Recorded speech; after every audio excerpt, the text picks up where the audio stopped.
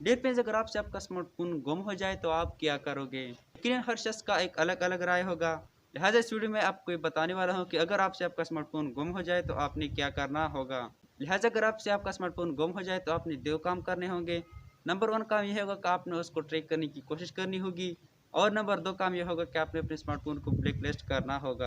अगर आपके माइंड में ये सवाल है कि किस तरह हम अपनी गुम हुई स्मार्टफ़ोन को ट्रैक कर सकते हैं और किस तरह हम उसको ब्लैकलिस्ट कर सकते हैं और ब्लैकलिस्ट क्या चीज़ है, तो इसके लिए आपको ये वीडियो आखिर तक देखनी होगी। तो चलिए आपका कीमती वक्त बगैर ज़ाया किए जल्दी से कर लेते हैं इस वीडियो को स्टार्ट। फ्रेंड्स, अगर आपसे आपका स्मार्टफ़ोन गुम हो जाए तो सबसे पहला मेथड आपने ये अप्लाई करना होगा कि सबसे पहले आपने अपने घर की किसी भी फ़ोन से उसको रिंग करना होगा। हो सकता है कि आपका स्मार्टफ़ोन आपके आस-पास हो या फिर वो सिग्नल पे हो तो आप उसको ईज़िली फाइंड आउट कर सकते हो।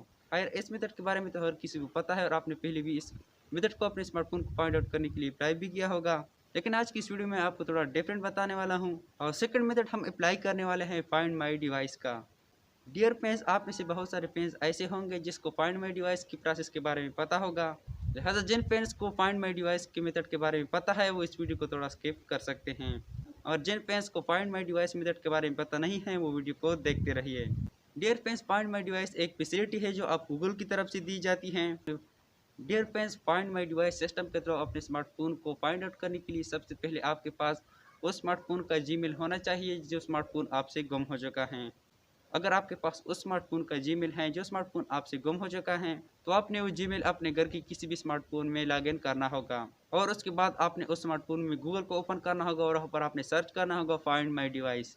तो आपके पास गूगल में टॉप पर एक पेज ओपन हो जाएगा जिसके ऊपर आपने क्लिक करना होगा।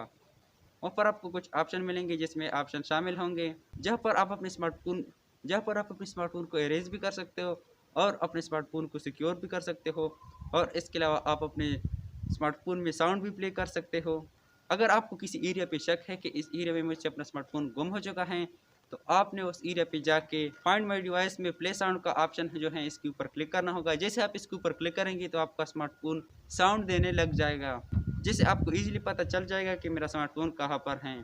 और इसके अलावा आप फाइंड माय डिवाइस फैसिलिटी की तरह अपने स्मार्टफ़ोन को सिक्योर भी कर सकते हो और इसके अलावा अगर आप चाहते हैं कि मेरे डेटा तक कोई एक्सेस हासिल ना करे तो आप अपने स्मार्टफ़ोन को इरेज़ भी कर सकते हो। तो फाइंड माय डिवाइस में इरेज़ ऑप्शन के एक क्लिक पर आप अपने सारे स्मार्टफ़ोन के सारे डेटा को क्लियर कर सकते हो। लेकिन ये सारे मेथड तब पॉसिबल होंगे जब आपका जो गुम हुआ स्मार्टफ़ोन है उसका डेटा कनेक्शन ऑन होगा। अगर आपकी गुम हुई स्मार्टफ़ोन का डेटा कनेक्शन ऑफ है तो आप फाइंड माय डिवाइस को यूज़ नहीं कर सकते।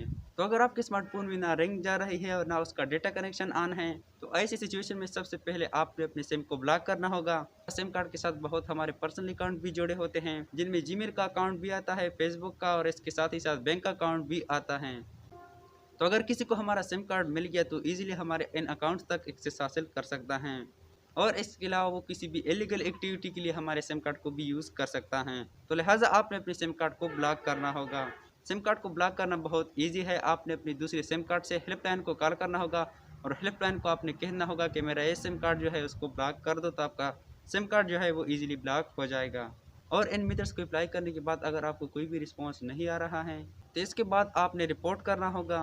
रिपोर्ट करते वक्त आपने पुलिस को ये सारा मामला समझाना होगा कि इस तरह मुझसे मेरा स्मार्टफोन जो है वो गुम हो चुका है। लेकिन रिपोर्ट करने से पहले आपके पास उस स्मार्टफोन का IMEI नंबर का होना लाजमी है। अगर आपके पास आपके गुम हुए स्मार्टफोन का IMEI नंबर मौजूद नहीं है तो आपका स्मार्टफोन फाइंड आउट करना बहुत मुश्किल होगा और वहाँ पर पुलिस आपसे आपके स्मार्टफोन के IMEI नंबर के बारे में पूछेगी। तो वहाँ पर आपने पुलिस को अपने स्मार्टफोन का IMEI नंबर देना होगा।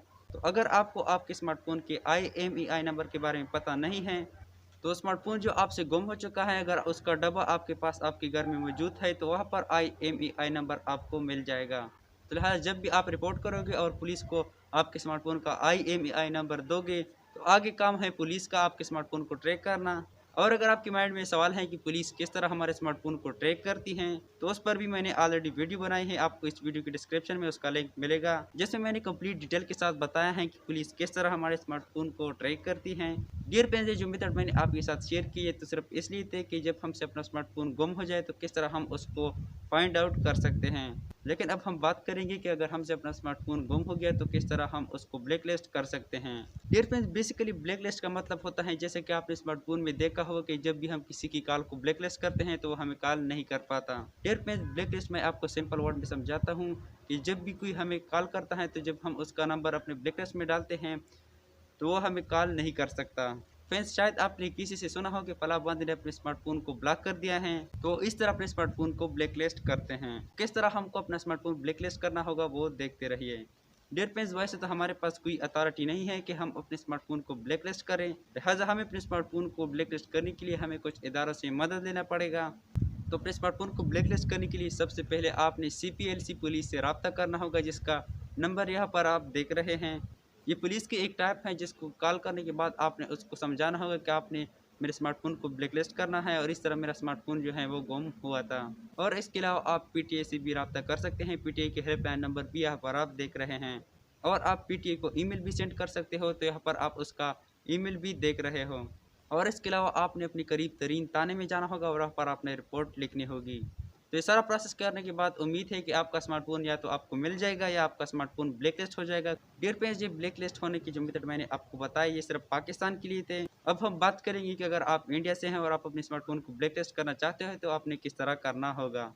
इंडिया में अपने स्मार्टफोन को ब्लैकलिस्ट करने के लिए सबसे पहले आपने एक वेबसाइट का यूज़ करना होगा जिसका नाम है CEIR.gov.in। इस वेबसाइट को ऑन करने के बाद आपने एक फॉर्म को फिल करना होगा जिसमें भी आपको आपके स्मार्टफोन के IMEI नंबर की ज़रूरत पड़ेगी। और इसके अलावा आपको एक कोड की ज़रूरत पड़ेगी जिसके लिए आपने सबसे पहले थाने में जाके रिपोर्ट करना होगा। रिपोर्ट करने के बाद पुलिस आपको वो कोड प्रोवाइड करेगी और उस कोड को आपने इस फॉर्म में फिल करना होगा और फिर इस फॉर्म को जो है वो सबमिट करना होगा, तो आपका स्मार्टफोन जो है वो ब्लैकलिस्ट हो जाएगा। फ्रेंड्स, अब बात करें कि ये मेथड तो हम हर किसी के लिए इस्तेमाल कर सकते हैं, हर किसी का स्मार्टफोन इस मेथड के थ्रू जो है वो ब्लैकलिस्ट कर सकते हैं। डियर फ्रेंड्स, बिल्कुल टेम्परेरी आप किसी की भी स्मार्टफोन को ब्लैकलिस्ट कर सकते हो, लेकिन इसमें आप इतना बड़ा फंस सकते हो कि आपने शायद पहले सोचा भी ना हो। डियर फ्रेंड्स, यहाँ पर मैं आपको एग्जांपल देना चाहता हूँ। फॉर एग्जांपल, आपने किसी के स्मार्टफोन को इसी मेथड से ब्लैकलिस्ट करवा लिया, तो सबसे पहले वो बंदा PTA से रब्ता करे कि मेरा स्मार्टफोन तो बिल्कुल ठीक ठाक है। तो अगर उस बंदे ने PTA वालों से रब्ता किया कि मेरा स्मार्टफोन क्यों ब्लैकलिस्ट हुआ है, तो डायरेक्टली PTA वाले कहेंगे कि आपके स्मार्टफोन के खिलाफ जो है वो रिपोर्ट जारी हुआ है। तो अगर वो बंदा पुलिस के पास चला गया और पुलिस ने उसकी सारी डिटेल चेक कर दी कि वो उसके स्मार्टफोन के साथ जो है वो मैच करती है, लिहाजा वो तो साबित करेगा कि स्मार्टफोन मेरा है। लेकिन यहाँ पर फंस गए आप। फ्रेंड्स, उम्मीद है कि अब आपको थोड़ी बहुत समझ आ चुकी होगी ब्लैकलिस्ट के बारे में। अब हम बात करेंगे कि स्मार्टफोन को ब्लैकलिस्टेड करने के बाद उसमें कौन से चेंजेस आएंगे, तो चलिए उसके बारे में भी बात कर लेते हैं। डियर फ्रेंड्स, जब भी स्मार्टफोन ब्लैकलिस्टेड होता है तो उसमें जब भी आप किसी भी कंपनी का सिम डालोगे तो वो काम नहीं करेगा उसमें। बाकी जितने भी फंक्शन है वो आप उस स्मार्टफोन में अदा कर पाओगे और इसके अलावा आप उस स्मार्टफोन में वाईफाई भी इस्तेमाल कर सकते हो। ब्लैकलिस्ट होने का वाईफाई पर कोई भी असर नहीं पड़ता। मतलब यह है कि आपका स्मार्टफोन PTA की तरफ से बंद हो जाएगा। डियर फ्रेंड्स, उम्मीद है कि अब आपको थोड़ी बहुत समझ आ चुकी होगी और आपको इस वीडियो से बहुत कुछ सीखने को मिल चुका होगा। अगर आपकी वीडियो अच्छी लगी है तो वीडियो को लाइक कीजिए। मजीद ऐसी वीडियोस देखने के लिए आप हमारे चैनल को सब्सक्राइब करने के बाद आगे घंटे के ऊपर क्लिक करके ऑल पे क्लिक कर दीजिए। बाकी मिलते हैं किसी नेक्स्ट वीडियो में। Thanks for watching.